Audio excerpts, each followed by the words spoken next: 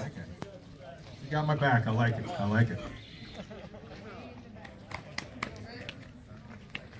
Well, we definitely have a beautiful day for a ride. I want to thank you guys so much for coming out today. That's for sure. Usually I prepare a big speech. Brandon's like, what are you going to say this year? I said, I don't know. But there has been, as most of you know, there's been a lot of Facebook drama going on and stuff going on, and I really don't care to get into that. I'd rather talk about a few other things that I think are important. Mainly the support that you people have given to this cause is just mind-boggling sometimes, how quickly we've grown and sprouted into almost 6,000 members between Duluth and Minnesota. We've got people in the UK, China, Asia, Europe, you name it. If the country's there, they've reached out to us, which is just absolutely incredible. And it certainly brings to mind a couple things, especially when it comes to passion. And I know that's why you guys are here today. And something that I've always rather enjoyed knowing was, back in the times of the Romans, when a man died, they didn't have a funeral. They asked one question, and that was, did he have passion? And you guys have so much passion to be here today that it's very humbling and overwhelming. And your hearts is another thing that is just mind-boggling and overwhelming, because to look out over this crowd, all I see is passion and hearts. I see miles and miles of hearts. You guys could have been at the lake today. You could have picked a different ride. You could have been hanging out with family, having a barbecue, doing something else. You chose to be here because you're volunteers. And in my eyes, there's nothing more dangerous than the heart of a volunteer, because a volunteer doesn't have to go somewhere because their government told them to. You're not here under court order. Jerica's not here because her AA counselor told her she has to be here today. Yes, that was an ad lib. But it's because of your heart, because you have miles of it, and you've got so much passion. And I'm going to be honest with you. Because of all this drama that constantly seems to plague us, I realize that the bigger a group gets, liken it to Donald Trump, whether you love him or hate him, who sticks it in his face day after day after day? The media, day after day. I'm not saying they're right or wrong, I'm just using that as a reference point. But I've come to learn that no matter what you do in life, if you just focus on one goal with passion and miles of heart, you will change lives. This started with two guys that saw something that made us upset. So we put together a ride for someone that needed some help. And it has blossomed and sprouted into something we never thought that it would. We're still growing, we're still learning. And you all are such a crucial part of why we're here today. Very, very important. So we thank you guys so much for that. But in spite of all that, it almost makes me ashamed to stand here in front of you and tell you that you don't see a lot of what goes on behind the scenes. My wife will attest to the fact that sometimes she forgets who I am and has to look at our photograph, because I'll literally spend 4 hours a night after a 15-hour workday as a contractor in the busiest part of the year. And it gets overwhelming. Stacy McGovern, down in the southern part of the state, is here with her girls today because she believes in what we do. They've followed us around. And what's happened down there with Mr. Munoz and the school district has just been atrocious. And here we are up here. I wish we had as many of you people down there as we have up here. There's such a need. It's just intense. It's incredible. But Brandon knows this. The board members know it. I told them last week, I'm out. I'm going to resign. I've had enough. I can't do this anymore. I'm mentally, physically, spiritually broken. And I just want a life with my wife back. I'll participate in your rides. I'll come along and I'll support you. But I just don't want to be that guy that's stuck 3 or 4 times a night. And it just haunted me. I wake up in the middle of the night. I'm like, am I doing the right thing? Well, last Tuesday, something slapped me dead square in the face. And I'll tell you what that is. Not because of heart, not because of passion, but because of 3 little girls whose house I went out to in Lindstrom, that I was there at the end of April and put some doors in their house for them for our company. And I saw those little girls and I said, hey, Mom, here's who I am, here's what we do. Can I give them bracelets? And she said, absolutely. I gave those little girls bracelets. They put them on. They were all ecstatic and happy and thank you, sir, super polite. I believe they were 11, 10, and 9, if I remember right. I gave them 10 extra bracelets, did my job, went off to the next job.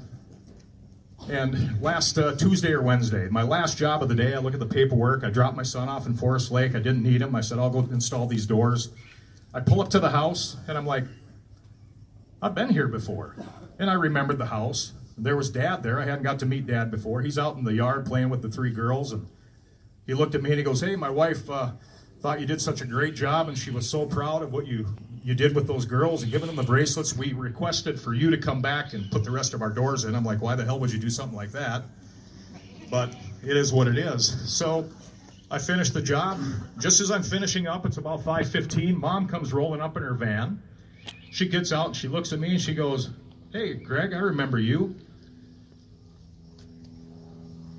My girls thought you were awesome. And I got to tell you something. They started a club at their school. I choked back my tears and I'm like, what kind of club did they start? She said they called it the Orange Bracelet No Bully Club. And they got rid of those bracelets so fast. And she said they were sad because they didn't have any more. And all these kids wanted to be part of the club, but they didn't have any more bracelets. So I asked her if I could go back to my truck. I grabbed a whole bag of bracelets. I walked up to Riley Meredith and I looked at her and I said, how would you like to be the coolest kid in school this fall? And she looked at her mom. She goes, I thought I already was, but... I handed her that bag of bracelets and I said, you be the head of the club and you give every kid that will wear this bracelet. The 3 girls were jumping up and down, and it dawned on me. Just like everybody out here, never quit. Never let the leg humpers, the pond scum, the naysayers, the negativity, the people that want to come at you from all angles, and believe me, the shit has hit the fan this week, as a lot of you know. Now forgive my language, but man, oh man, it's my life. It's my name out there as well as Brandon's and Matt Olson's and everybody else that's part of this group. It's all of ours. We can't let anybody come against that. We need to stick together and be one body. One body working together. Can you fathom the power we have together as one body? So I say to those folks that want to come at you or want to come at this group, that when you're sitting on a deck or a porch that overlooks a pond that has stagnant water, that water collects bacteria and it becomes toxic and it becomes evil. And those people want to suck the joy. They're joy suckers. They're leg humpers. Don't let it happen. Irrigate your water and fresh water will flow into your pond. And that's why you guys are here today. And that's why I love each and every one of you for coming out to support us today. And I thank you for that very much. I think that was a mic drop moment. Thank you, Greg. You know, I was in the same boat with Greg, you know, just to play off his story, and I spend countless hours doing things too, and Jerica is super patient with me, and she understands, and I've never actually been in a relationship where that happens, and by the way, we're engaged. Yeah. Oh yeah, and I was so there when it happened. He was. So, I was looking at getting out of it as well, and I just, you know, and I talked to Greg about it, and he said, Brandon, we need to talk, and he calls me, and he tells me the story he just told you guys, and it gave me goosebumps every time I've heard it. But the fact that you guys are here and not giving up and not giving into the drama, I seriously, personally thank you, and I love you guys, and thank you for being here. Also, we have some sponsors, a sponsor, it's Shelter Construction. Can you guys give them a big fat round of applause for helping us make this stuff happen? They help us get shirts and bracelets and all this stuff. And, you know, my buddy Mike Schwartz, I want you to give my buddy Mike Schwartz a big round of applause wherever he is, because he's the one that has made it possible. He's right over there. He's the one that made it possible. He works, and Mama too. ETI is this company. They bought us 10,000 bracelets so that we don't have to sell them or do anything but just give them away. And all these kids, and think about this, all these kids wearing these orange bracelets, it's becoming I mean, now when I stop at a gas station, all of a sudden I look at a motorcycle, I'm like, there's one of our bracelets on the mirror. And I'm excited. What do we do? Who are we? We're bringing awareness against bullying, you guys, and this is how we're doing it, and you guys are doing it, and I'm so thankful for it. The bracelets was just a small idea, and it's been the biggest idea we've had, one of them anyways. And there's going to be a lot of things changing and getting better and growing pains, and you guys are all going to see that in 10 years from now. You're going to be like, wow, do you remember that one time? Yeah, well, it's only going to get better from here is the way I see it. But thank you, Shelter. Thank you, ETI. Thank you, guys. I want to give a big thank you to the VFW for being the most gracious host. Every time they roll out the red carpet for us, they do everything that it takes to make sure that you guys and us, all of us, are comfortable and things are here. They got a beautiful parking lot. It's good. So we got a huge ride. It's beautiful. This is my favorite ride. I'm a local here, obviously. Some of you are not, but there's going to be this road. And when you get on this road, you're going to go, this is Brandon's favorite road. Remember that. Think that in your head, okay?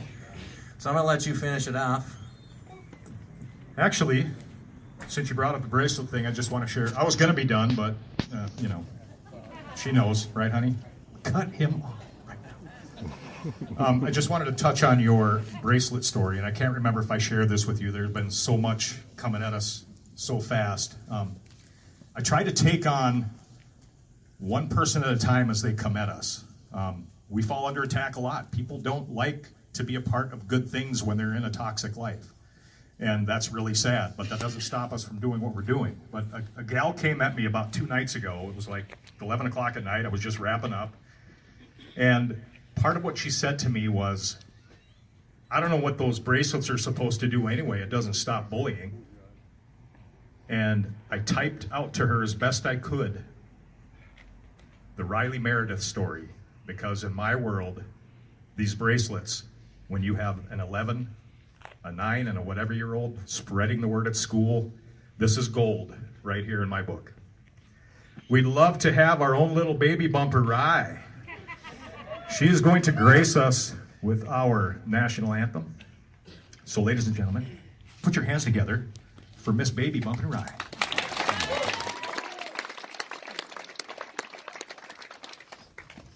Oh, say, can you see by the dawn's early light what so proudly we hailed at the twilight's last gleaming, whose broad stripes and bright stars through the perilous fight o'er the ramparts we watched were so gallantly streaming, and the rocket's red glare, the bombs bursting in air, gave proof through the night that our flag was still there. Oh, say does that star-spangled banner yet wave o'er the land of the free and the home of the brave?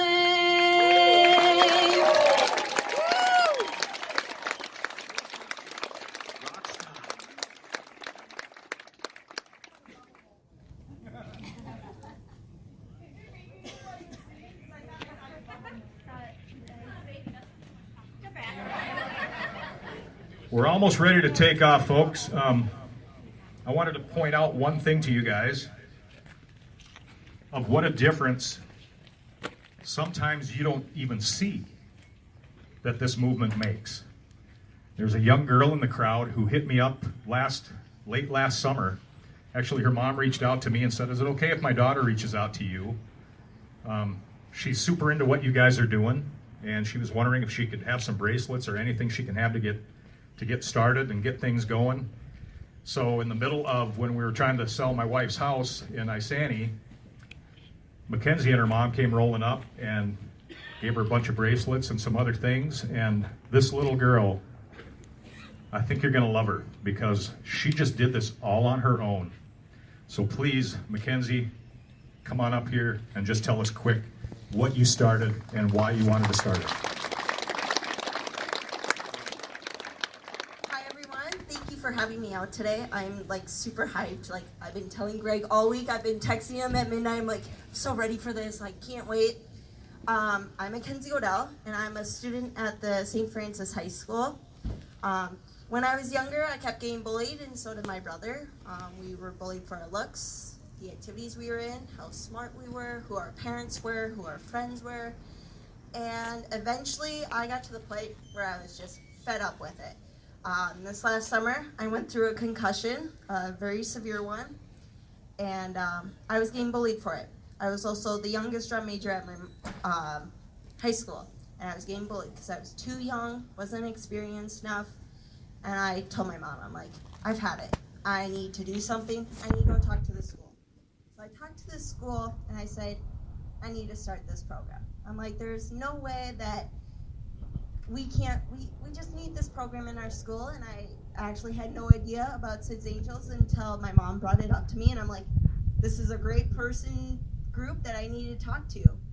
I started Students Against Bullying around this time this year. I have been with my program for a whole year and almost a whole year with Greg and Brandon over here, and I just had fed up with it. So in October, which is Anti-Bullying Month, I got some bracelets and some shirts, as you see here today, and I started an anti-bully program in my school. All right. And I just want to thank these guys so much for helping me get out.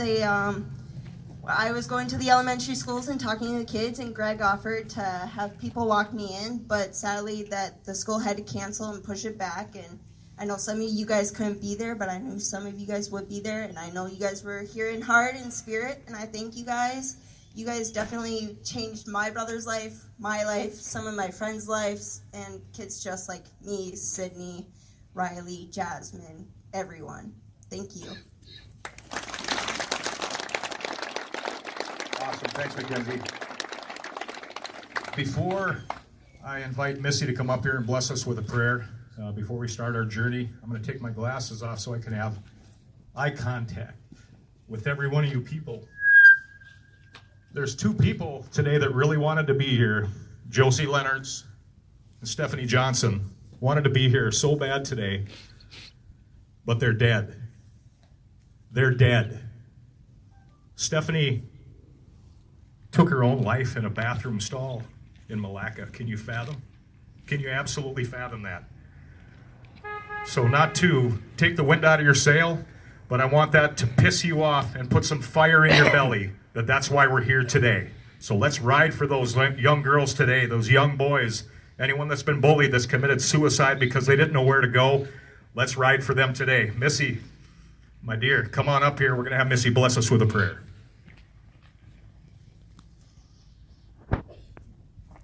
Hi everyone, thanks for coming. Biker angel, be my guide as I climb upon my scoop to ride. Let your halo light the way and keep me safe from harm today.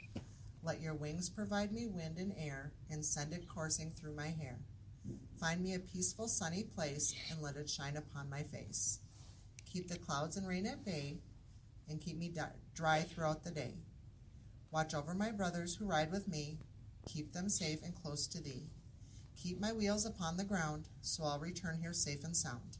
But should disaster be my fate, guide me through to heaven's gate. If I must join my fallen brethren, please show me the way to biker heaven. Amen. Can we change the one line in there to please, dear Lord, give me some hair? Thanks, honey. You guys ready for a good time? Let's ride those scooters, shall we?